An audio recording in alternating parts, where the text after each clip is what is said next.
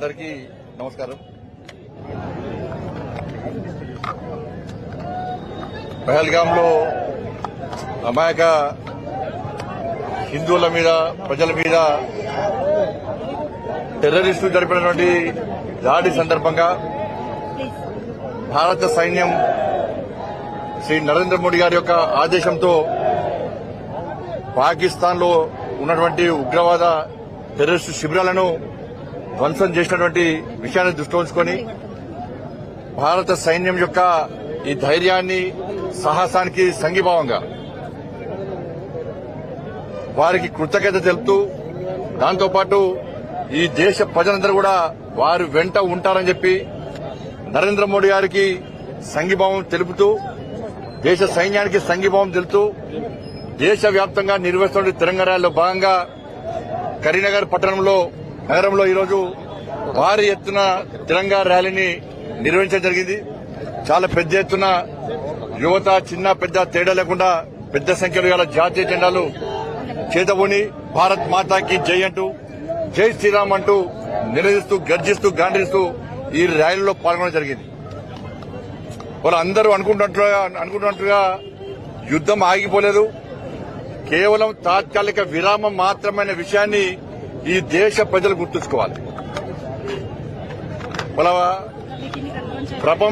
ప్రపంచమంతా కూడా ఆశ్చర్యపోయే విధంగా టెక్నాలజీని ఉపయోగించుకొని సామాన్య ప్రజలకు ఇబ్బంది కాకుండా నేరుగా ఉగ్రవాద శిబిరాలను ధ్వంసం చేసినటువంటి దేశం భారతదేశం. అటువంటి సైన్యం భారత సైన్యం.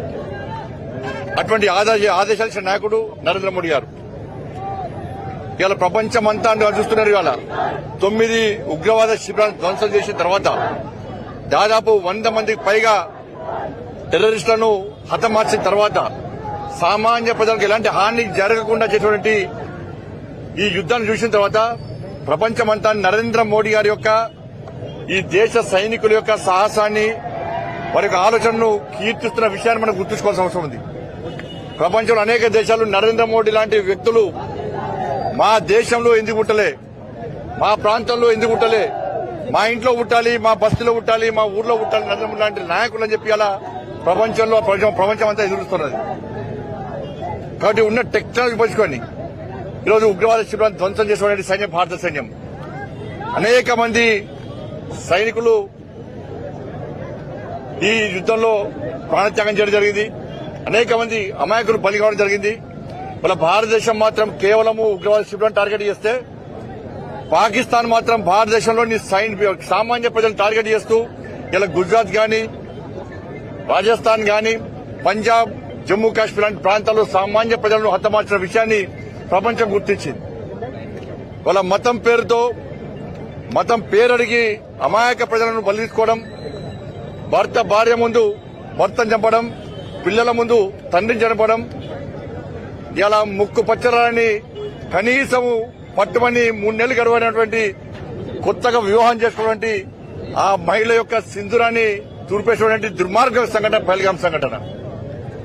పసిపిల్లలు ఉన్నారని చెప్పి వేడుకున్నప్పుడు కూడా కనీసం పట్టించుకోకుండా వ్యక్తులను చంపినటువంటి దారుణ సంఘటన పహల్గాం సంఘటన.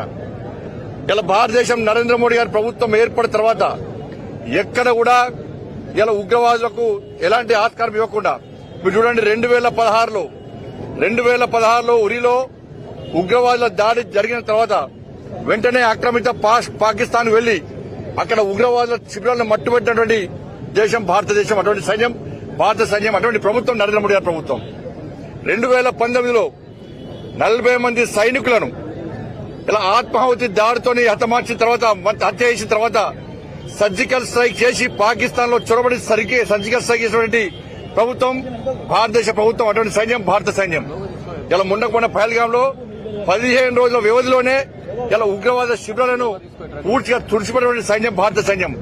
కాబట్టి అనేక మంది సైనికులు ఇలా దేశం రక్షణగా ఉన్నారు. కాబట్టి రాబోయే రోజుల్లో ఎట్టి పరిస్థితుల్లో యుద్దం ఆపే ప్రసక్తి లేదు. ఇలా పాకిస్తాన్ లాంటి దేశం ఉగ్రవాదులకు స్థావరంగా ఏర్పడి ఉగ్రవాదులకు శిబిరాలను ఏర్పాటు చేస్తూ ఉగ్రవాదులకు ఆర్థికంగా సహకరిస్తూ ఇలా ఇతర దేశాల నుంచి ఆయుధాలు రప్పిస్తూ భారతదేశంలో అలజడి సృష్టించి శాంతి భద్రత సమస్యలు సృష్టించాలని చూస్తే ఇలా భారతదేశం ఎక్కడికక్కడ అడ్డుకుంటున్న విషయాన్ని మన గుణపాఠం చెప్పిన విషయాన్ని పాకిస్తాన్ ఎప్పుడూ మర్చిపోదు. ఆ విధంగా గుణపాఠం చెప్పినాక తర్వాతనే ఇలా పాకిస్తాన్ కాళ్ల బేరానికి వచ్చి ఇలా కాల్పుల విరమణ పేరుతో ఇలా కాళ్ల బేరానికి వస్తే ఇలా ప్రపంచంలో అన్ని దేశాలు రిక్వెస్ట్ చేసిన తర్వాత వాళ్ళు చూసే ప్రయత్నం చేస్తుంది భారతదేశ ప్రభుత్వం తప్ప యుద్ధాన్ని విరమించినట్టు కాదన్న విషయాన్ని భారతదేశ ప్రజలు గుర్తించాలి. ఎప్పుడు ఎక్కడ దాడి జరిగినా, ఎప్పుడు ఎక్కడ భారతీయులకు ఇబ్బంది కలిగించే ప్రయత్నం చేసినా భారతదేశం వెనుకాలదన్న విషయాన్ని ఇలా ఉగ్రవాదులు గుర్తుంచుకోవాల్సిన అవసరం ఉంది.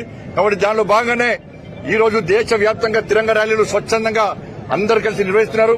వాళ్ళ కరీంనగర్ లో కూడా ఇలా ఉగ్రవాదులకు వ్యతిరేకంగా అమరులైనటువంటి ఆ దేశభక్తులకు నివాళులర్పిస్తూ సైనికులకు కృతజ్ఞత తెలుపుతూ నరేంద్ర మోడీ గారికి సంఘీభావంగా ఈ తిరంగా ర్యాలీ నిర్వహించడం జరుగుతున్నది.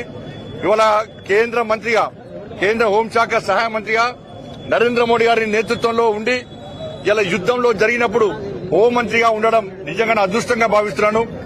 అలా కంట్రోల్ రూమ్ లో మా అమిత్ షా గారి ఇటువంటి బాధ్యతను పూర్తి స్థాయిలో నెరవేర్చడం జరిగింది. కంట్రోల్ రూమ్ లో నుండి ఎప్పటికప్పుడు సమీక్ష చేయడం. కాబట్టి అటువంటి అదృష్టం నాకు వచ్చింది. అలా సైనికులు చేసే యుద్ధాన్ని చూసే అదృష్టం నాకు వచ్చింది. కాబట్టి రాబోయే రోజుల్లో కూడా ప్రతి భారతీయుడు ఇలా సిద్ధంగా ఉండాల్సిందిగా అందరికీ విజ్ఞప్తి చేస్తూ ముగిస్తున్నాను. భారత్ మాతాకి జై.